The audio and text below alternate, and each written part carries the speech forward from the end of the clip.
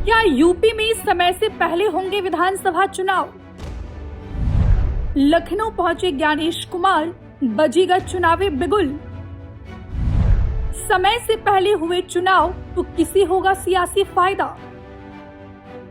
UP विधानसभा चुनाव भले ही अगले साल हो, लेकिन राजनीतिक दलों के साथ साथ अब चुनाव आयोग ने भी कमर कस ली है। मुख्य निर्वाचन आयुक्त ज्ञानेश कुमार के लखनऊ दौरे से सियासी हलचल तेज हो गई है। 2 दिवसीय दौरे पर लखनऊ पहुंचे सीईसी ज्ञानेश कुमार 20 जिलों के अधिकारियों, 120 विधानसभा क्षेत्रों के बूथ लेवल अधिकारियों, विद्यार्थियों और शिक्षकों के साथ संवाद करेंगे। लखनऊ पहुंचे ज्ञानेश कुमार ने कहा कि हम उत्तर प्रदेश के मतदाताओं को संदेश देने के लिए आए हैं, खास तौर से हमारे बूथ लेवल अधिकारी जो लोकतंत्र की आधारशिला होते हैं। लखनऊ मेरी तपोभूमि रही है, यहाँ पर मेरी शिक्षा भी हुई और यहाँ से हम फिर ऊंची शिक्षा पढ़ने के लिए आईआईटी चले गए थे।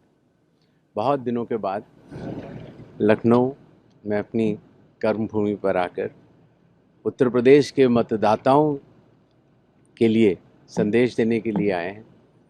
ख़ास तौर से हमारे बूथ लेवल ऑफिसर्स जो कि लोकतंत्र की आधारशिला होते हैं, उनको कुछ बात समझाने और उत्तर प्रदेश की जितनी यूनिवर्सिटीज़ हैं और जितने स्कूल्स हैं वहाँ पर चुनाव प्रक्रिया की पारदर्शिता और पूरी प्रक्रिया को समझाने के लिए भी यहाँ पर कार्यक्रम होंगे। इन्हीं छोटे शब्दों के साथ सारे मतदाताओं को एक बार फिर नमस्कार, जय भारत, जय हिंद। दरअसल लखनऊ में होने वाले पहले चरण में 20 जिलों के डिप्टी जिला चुनाव अधिकारी, जिला स्कूल इंस्पेक्टर और मीडिया नोडल अधिकारी शामिल होंगे। इनमें शाहजहांपुर, अयोध्या, बाराबंकी, सुल्तानपुर, अमेठी, गोंडा, बहराइच, मैनपुरी, कानपुर नगर, कानपुर देहात, औरैया, इटावा, कन्नौज, प्रतापगढ़, लखनऊ, हरदोई, खीरी, रायबरेली, सीतापुर और उन्नाव शामिल है।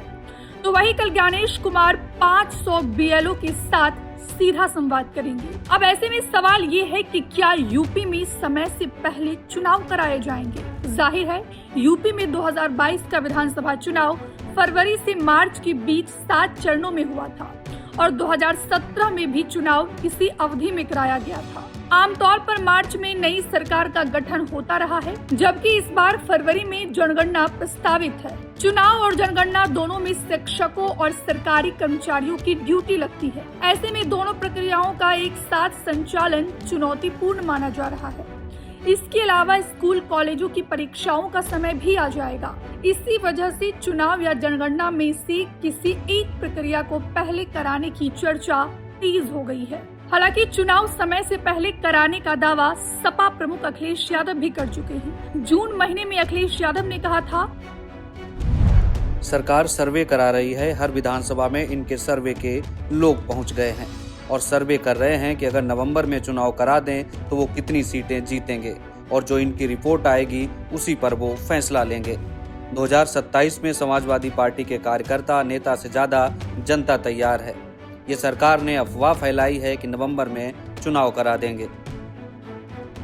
वही जानकारों का मानना है कि अचानक चुनाव होने से विपक्षी दलों को जमीनी स्तर पर पूरी तैयारी और प्रचार का मौका नहीं मिल पाएगा। बीजेपी ने पहले ही बंगाल मॉडल की तर्ज पर 1.76 लाख पोलिंग बूथों पर बूथ पालकों की फौज खड़ी करनी शुरू कर दी है, जिससे वे कम समय में भी पूरा जोर लगा सकते हैं। लेकिन यूपी में भाजपा के लिए चुनौती मुंह खोले खड़ी है। हालांकि जानकार ये भी मानते हैं कि अखिलेश यादव इस बार कोई रिस्क नहीं ले रहे। मीडिया रिपोर्ट्स की माने तो उन्होंने अंदर खाने करीब 200 उम्मीदवारों के नाम फाइनल कर लिए हैं, ताकि चुनाव चाहे नवंबर में हो या 2027 में समाजवादी पार्टी बैकफुट पर न रहे। इनमें ज्यादातर पुराने विधायकों के नाम हैं। आपको ये भी बता दें कि एसआईआर होने के बाद यूपी में पहली बार विधानसभा चुनाव होगा।